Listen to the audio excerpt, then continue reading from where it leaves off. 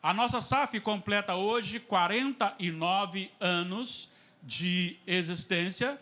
Daqui a pouco ela apanha a UMP, que já completou, vai completar 50, é isso? 50 anos. Daqui a pouco são tudo pessoas idosas, né? Alcançando 60, pessoas idosas. E a gente sabe que a luta, a caminhada, nem sempre é fácil. Está aqui a nossa irmã Marlene, que poderia citar aqui várias possíveis crises atravessadas por essa sociedade. A sociedade da igreja, ela é chamada também de força de integração. Não é de separação, é de integração. E as nossas irmãs têm, juntamente com as demais sociedades, produzido na igreja uma obra maravilhosa de serviço ao Senhor, servindo a igreja, servindo uns aos outros e adorando ao nosso Deus. Agora, nós sabemos pelas Escrituras Sagradas que todos aqueles que querem viver piedosamente serão perseguidos.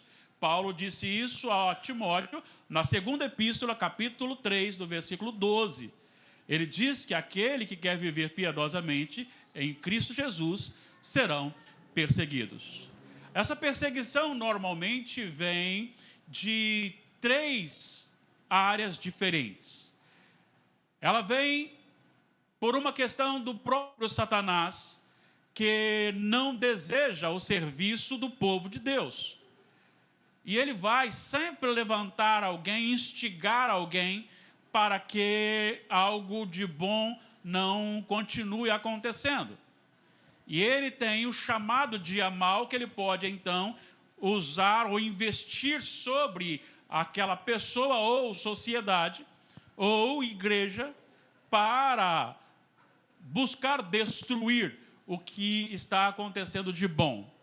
Você tem a própria humanidade, você como humano, você tem o próprio sistema que é formado de pessoas corrompidas. Ontem eu estava na fila do supermercado e, de repente, uma amiga começou a conversar com um amigo que estava na outra fila, estava cheio o supermercado, e ela disse, vem para cá. Aí ele, não, vem para cá. E ele simplesmente passou na frente de todo mundo, entrou na frente e ficou lá como se nada estivesse acontecendo, sem nem olhar para trás. Porque se ele olhasse, eu me olharia com a cara feia para ele. Mas nem para olhar para trás, eu olhei e fiz cara feia à toa. Mas a corrupção está gerada no sistema. Desviar bilhões da saúde, da segurança, da educação, não é uma corrupção diferente de uma corrupção de furar uma fila. Ambas são corrupções. Mais intensidade, com mais prejuízo, com mais abrangência, mas ambas são corrupções. Então o sistema está corrompido. O problema não é que a política corrompe o político. É o político que corrompe a política. É o homem que tem o coração corrompido que entra lá e faz. Então, é o sistema. E nós temos dentro de nós também uma força, que é uma força carnal, que ainda reside em nós. Então essas forças vêm contra nós. Então nós temos os ataques de Satanás, nós temos os ataques do sistema e muitas vezes temos os ataques da nossa própria carnalidade. E acrescento ainda que às vezes, por ser filho de Deus, você também será atacado. De certa forma, nós precisamos entender que toda a nossa vida é um ministério a Deus, e como ministério a Deus nós somos sim, sempre atacados e tentados para parar a obra do Senhor. A epístola de Paulo aos Coríntios, a segunda epístola, ela apresenta um estilo de sofrimento enfrentado pela igreja e pelo próprio Paulo e por todos os pregadores da palavra. É interessante porque no versículo 3 do capítulo 1, ele chama Deus de o Deus de toda a consolação. Por que ele está falando sobre consolação? É porque o que ele vai tratar é a respeito de grande sofrimento. No versículo 3, ele fala sobre Deus de toda a consolação. No versículo 6, os sofrimentos tanto de Paulo como dos coríntios. Olha o que ele diz: mas se somos atribulados, é para o vosso conforto e salvação. Se somos confortados, é também para o vosso conforto, o qual se torna eficaz, suportando vós com paciência os mesmos sofrimentos que nós também padecemos. Mais que isto, ele fala de uma tribulação muito forte, a ponto de conduzi-lo à morte. Versículos 8 e 9, olha o que ele diz: porque não queremos, irmãos, que ignoreis a natureza da tribulação que nos sobreveio na Ásia, porquanto foi acima das nossas forças, a ponto de desesperarmos até da própria vida. Contudo, já em nós mesmos tivemos a sentença de morte, para que não confiemos em nós, e sim no Deus que ressuscitou a mortos. O que ele está dizendo é que, por ser um servo do Senhor, proclamador do Evangelho de Jesus Cristo, ele e também todo aquele que proclama seriam e estavam sendo ali, e os demais estavam sendo, e outros seriam, então, terrivelmente atribulados. No capítulo 2, versículo 4, ele fala que o sofrimento era muito, porque no meio de muitos sofrimentos e angústias de coração vos escrevi. No capítulo 2, versículos 5 a 7, ele fala que havia uma tristeza causada pelos próprios irmãos da igreja, alguns irmãos da igreja. Olha só o que ele diz no capítulo 2, 5 a 7. Ora, se alguém causou tristeza, não fez apenas a mim, mas para que eu não seja demasiadamente áspero, digo que em parte a todos vós basta a punição pela maioria, de modo que deveis, pelo contrário, perdoar-lhes e confortá-lo, para que não seja o mesmo consumido por excessiva tristeza.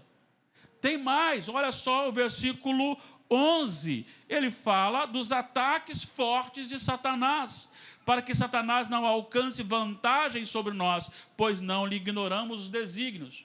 Sabe, tem muitas pessoas que supervalorizam Satanás. Tudo é demônio. Aí ele quer pecar e joga a culpa no demônio. Se ele tropeça, foi o demônio que empurrou. Se ele está com uma enfermidade, é o demônio. Tudo é o demônio. Por outro lado, também, você tem um grupo de pessoas que pensam que não tem nada a ver, não tem nada espiritual. E nós sabemos, sim, que nós vivemos é espiritual. E Paulo nos chama a atenção disso para que nós não ignoremos, melhor dizendo, os desígnios de Satanás, que são fortes, que são terríveis. E aí, então, nós vamos para o contexto próximo do texto lido, são os versículos 12 e 13, quando o apóstolo Paulo está chegando em Troade para pregar o evangelho, e uma porta lhe abre. No entanto, ele está sem tranquilidade, porque faltava-lhe a presença dos irmãos, e ali, sem esse irmão, ele se sente sozinho, possivelmente por muitos ataques que ele sofria. E ele encerra o versículo 12 dizendo assim: não tive com tanta tranquilidade no espírito, porque não encontrei o meu irmão Tito. Por isso, despedindo-me deles, parti para a Macedônia. É diante disso que ele está dizendo que ele começa o texto que nós acabamos de ler, o texto em tela para a meditação, dizendo graças, porém, a Deus.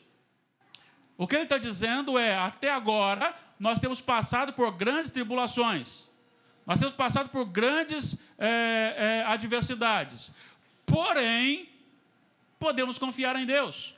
E é esta a expressão que ele usa, é isto que ele agora trabalha ao nosso coração, e eu quero separar aqui algumas lições do texto que aplicam-se também a Asaf e a todos nós que aqui estão. E a primeira lição é que precisamos estar cientes de que Deus é quem dá a vitória ao seu povo.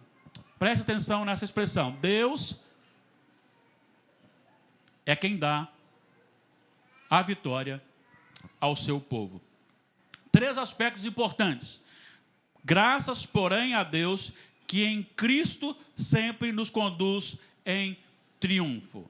Nessa expressão, nós podemos destacar, pelo menos, 3 aspectos importantes. Primeiro, a vitória não vem por uma boa organização de uma sociedade, de uma igreja, de uma pessoa. Não adianta ser bem organizado, não adianta ser poderoso, não adianta ser bem centrado. A vitória, ela não vem através do esforço humano. A vitória, ela vem do Senhor, graças, porém, a Deus. É Deus que nos dá a vitória. É Deus que nos conduz em vitória. É o Senhor que nos dirige em vitória. Então, 49 anos da SAF não foram 49 anos de vitória alcançados pelas irmãs da igreja. Foram 49 anos dados por Deus às irmãs da igreja e a nós como igreja, tendo vocês como nossas irmãs que sempre servem ao Senhor. A nossa vida é vitoriosa em Cristo, é Ele que nos dá a vitória, é o Senhor que nos garante a vitória. Agora, para a gente entender um pouquinho, a gente precisa saber quem é Deus. Não é simplesmente um líder que se levanta como Moisés para libertar o povo de Israel. Não é um líder humano. Não é um governo que resolve abraçar e colocar dentro do seu sistema de sustentação alguém que vai viver ali protegido por ele. Mas é o nosso Deus. O nosso Deus, ele é o Criador. Ele se revela não como algo criado, mas como aquele que criou todas as coisas. Ele se revela como o eu sou. Ele não se revela com um nome qualquer, mas o nome dele tem a ver com o pacto, tem a ver com a sua existência. Ele criou todas as coisas, tem autoridade sobre tudo, ele manda, acontece. Se tem alguém que tem poder na palavra, é o Senhor. Ele tem poder na palavra. É Ele que faz acontecer todos os detalhes da história. É Ele que sustenta a igreja e sustenta as suas sociedades. Agora, essa expressão não se baseia apenas nisso, é que esta vitória é também num ato de condução.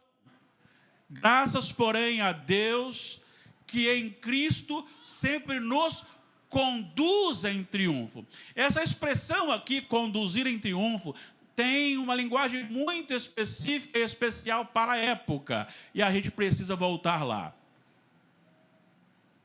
Veja bem, quando principalmente o Império Romano, os soldados, o exército saía para a guerra e ganhava-se a guerra, eles voltavam. E quando eles voltavam, eles traziam os vencidos acorrentados, e os soldados vinham marchando, as autoridades saíam a encontrar com eles, e vibrando e cantando com gritos de vitória. E muitos dizem-se que julgavam incensos ali onde eles iam passar, e à medida que eles iam passando, saía aquele perfume, e aquilo era consagrado como o cheiro, o perfume da vitória. O que Paulo está dizendo aqui, ele tem em mente justamente um exército vencedor, que vem agora passando e chegando, e à medida que ele vem chegando, ele vem caminhando, e este caminhar sob o general supremo que é Jesus Cristo. Então esta vitória é dada por Deus, mas é uma vitória que nos conduz, e isto quer dizer que quando está falando de condução, não é algo que é consumado, acabou, mas está em processo. Está em realização, venceu lá, mas ainda estão voltando, estão chegando, ainda não chegaram. O terceiro aspecto, a primeira é a vitória vem de Deus, o segundo ela é dada numa condução, e a terceira é algo consumado, porque é a expressão sempre, que está aqui no versículo 14, na parte A, que sempre nos conduz em triunfo. Ou seja, nada nem ninguém poderá invadir esse exército e tomar aqueles que foram derrotados, porque nós somos vitoriosos em Cristo em meio às perseguições, em meio às tribulações. E diante disso nós somos conduzidos em vitória. que mantém a igreja é o Senhor da igreja. O que mantém as sociedades internas da igreja é o Senhor da igreja. O que mantém a SAF da nossa igreja até hoje é o Senhor da igreja. A segunda lição que nós encontramos aqui é que Deus usa o seu povo tanto para a salvação como para a perdição nesse trajeto. Mas 3 aspectos importantes nós podemos ver nessa afirmação, dos versículos 14b ao versículo 16. E assim nós lemos: por meio de nós manifesta em todo lugar a fragrância do seu conhecimento, porque nós somos para com Deus o bom perfume de Cristo, tanto dos que são salvos como dos que se perdem. Para esses cheiros de morte, para a morte, para com aqueles aroma de vida para a vida. Quem, porém, é suficiente para essas coisas? Vejam, aqui nós temos algumas coisas importantes. Primeiro, quando você é um pregador, um proclamador do Evangelho, você vive o Evangelho, você está manifestando, revelando a fragrância do conhecimento. O que é isso? É quando você está com a sua vida fazendo conhecido aos outros a graça de Deus. Deus sendo conhecido em você. Você sendo sustentado por Deus, você sendo direcionado na motivação, no pensamento, nas palavras e nas ações por Deus. E isto revelando ao povo a graça de Deus. Só que esta proclamação da graça de Deus é também um ato em que você faz a proclamação do Evangelho, tendo dentro disso o cheiro da vida e também o cheiro da morte. E é interessante porque ele vai dizer que nós somos, versículo 15, para com Deus, o bom perfume de Cristo. Veja bem, em momento algum, ele vai dizer que nós somos o bom perfume de Cristo para os que salvam, e nós somos o mau perfume de Cristo para os que morrem, perecem. Mas nós somos o bom perfume. O que ele está dizendo aqui, meus queridos irmãos, é que o ministério daquele que serve ao Senhor e que proclama o Evangelho do Senhor é sempre vitorioso. Vitorioso em 2 aspectos. O primeiro aspecto é a salvação de almas. Quando você prega a palavra de Deus, você cheira vida. E aquela pessoa que é da vida, que é eleita, ela se volta e ela entende, ela quer, porque ela é atraída pela graça, é atraída pelo amor de Jesus. Mas este mesmo perfume que cheira vida para os que são salvos, não é ele, mas o que não é do Senhor vai sentir o cheiro de morte. E isto aqui tem tudo a ver com o Senhor da missão, tem tudo a ver com o Senhor da igreja. Porque o nosso amado irmão João Batista, ele disse que após ele viria um que seria muito mais digno do que ele e que batizaria com o Espírito Santo e com o fogo. Ou seja, o ministério de Jesus, ele traria salvação, batizando com o Espírito Santo, e condenação, batizando com o fogo. E isto depois, no Sermão do Monte, o próprio Senhor Jesus disse: não pensem que vim para eliminar a lei, mas eu vim para trazer espada. Porque na mesma casa, um se converterá e o outro não. E quem não se converter, estará perseguindo o que se converteu. O que ele está dizendo é que você, quando prega o Evangelho, você leva 2 resultados.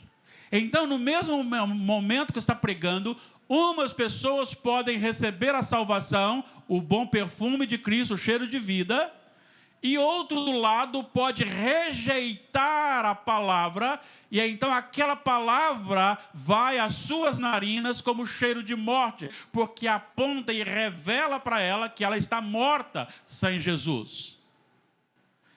De qualquer forma, você pregando a palavra com fidelidade, há pessoas que vão cheirar vida e outros que vão cheirar morte. Mas você será conduzido em triunfo, porque a palavra alcançou o seu objetivo. Mas não é só isso. Nós temos também, em terceiro e último lugar, que Deus ordena o evangelho genuíno para ser pregado, originado do próprio Deus. Veja bem, é Deus quem dá a vitória à sua igreja, é Deus quem usa e faz de você um instrumento, mas Ele lhe dá a mensagem para ser pregada. Paulo encerra esse bloco dizendo, porque nós não estamos, como tantos outros, mercadejando a palavra de Deus. Antes, em Cristo é que falamos da presença de Deus com sinceridade e da parte do próprio Deus. Aqui nós temos duas coisas importantes. Primeiro, os falsos. Quem são os falsos? Seriam aqueles que adulteram a palavra de Deus? Também. Pessoas que pregam só o amor.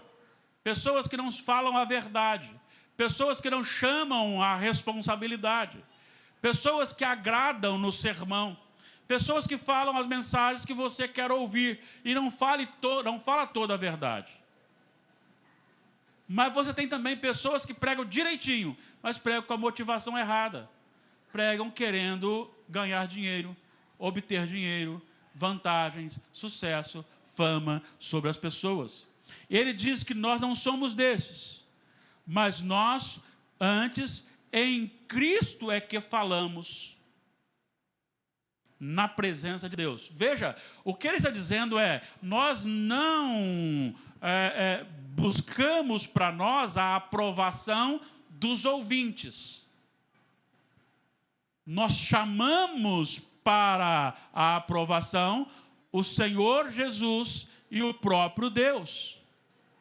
Se nós olharmos Timóteo, 2 Timóteo, capítulo 4, o apóstolo Paulo está falando para Timóteo e chama a atenção para ele, dizendo a respeito da segunda epístola, capítulo 4, ele diz assim, capítulo 4, versículo 1, conjuro-te perante Deus e Cristo Jesus, que há de julgar vivos e mortos pela sua manifestação e pelo seu reino, prega a palavra. Ele vai dizer aqui que as pessoas sentirão coceira do ouvido, não gostarão de ouvir a palavra. Tem um teólogo que era um homem muito sério, e ele disse, eu posso encher um templo com o evangelho da prosperidade, e posso esvaziá-lo, expondo a epístola de Paulo aos Romanos. Porque a maioria não gosta, sente coceira no ouvido, não quer saber o que Deus quer, quer saber o que eles querem de Deus. João Calvino, certa vez, disse, se o Senhor quer edificar a sua igreja, Ele colocará no púlpito um pastor que expõe as Sagradas Escrituras. Se Ele quer destruir a igreja, Ele arruma um pastor criativo, que vai entreter o povo. Isso é real. E Paulo está dizendo isso aqui, olha, o que nós pregamos, falamos em Cristo Jesus, ou seja, no nome dele, ele tem que assinar, eu estou dizendo isso porque Cristo disse isso, e na presença de Deus. Mas não só isso, ele diz com sinceridade e da parte do próprio Deus. Não só falando em Jesus, mas do próprio Deus, na presença e do próprio. O Evangelho, a mensagem pregada, é uma mensagem que é em nome de Jesus, na presença de Deus, e que ao mesmo tempo que é na presença de Deus, para a sua aprovação, é uma mensagem que vem do próprio Deus. Por isso cheira vida para os salvos e cheira morte para os perdidos. A igreja é chamada, assim como Paulo foi, para pregar o evangelho com sinceridade, com integridade, vivenciando de tal maneira, sabendo que a pregação, você terá aqueles que serão salvos e aqueles que serão condenados.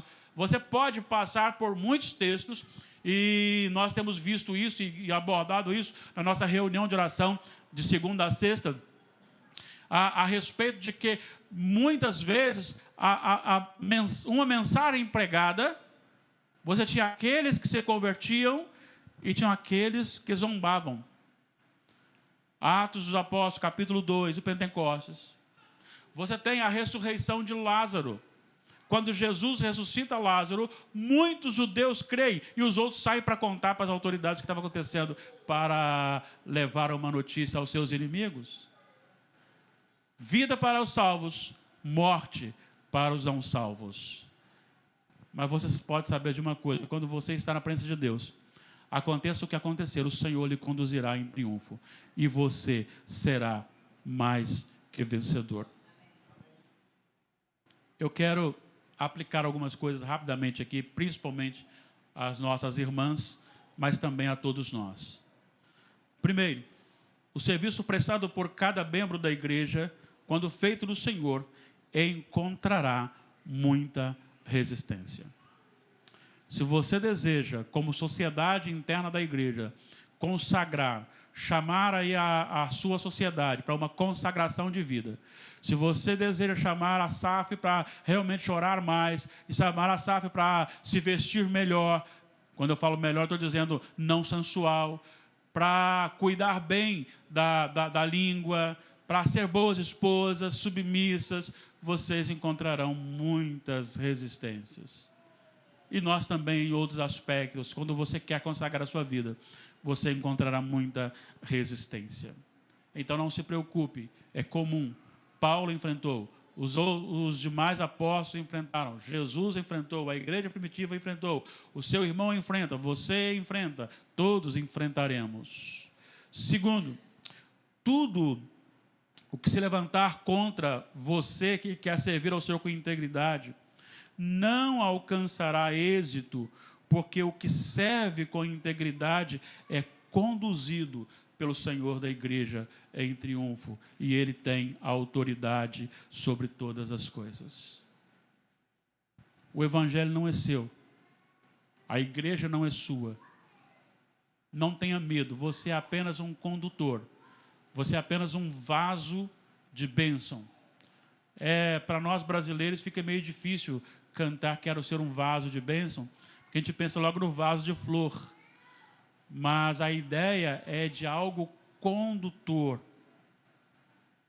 algo que conduz.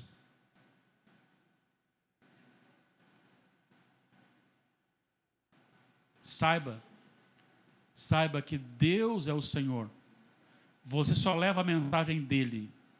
Não importa o que aconteça com você, a mensagem é dele, o povo é dele, você é dele, a SAF é dele.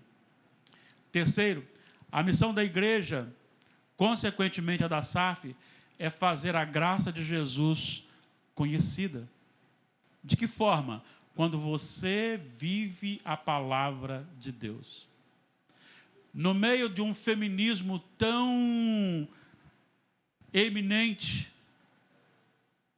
você, como serva do Senhor, dizer: não, eu sou submissa ao meu marido, é você dizer que o Senhor Jesus entrou no seu coração, transformou a sua vida, e você tem uma conduta diferente, porque a graça de Deus lhe atingiu.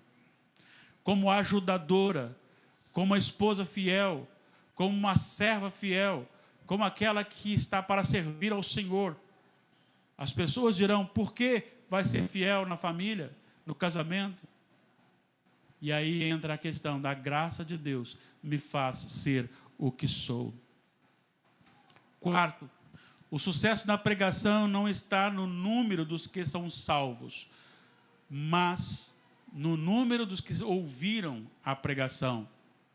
Uns para salvação, outros para condenação. Não pergunte assim: quantas almas eu salvei? Quantas almas eu ganhei para Jesus?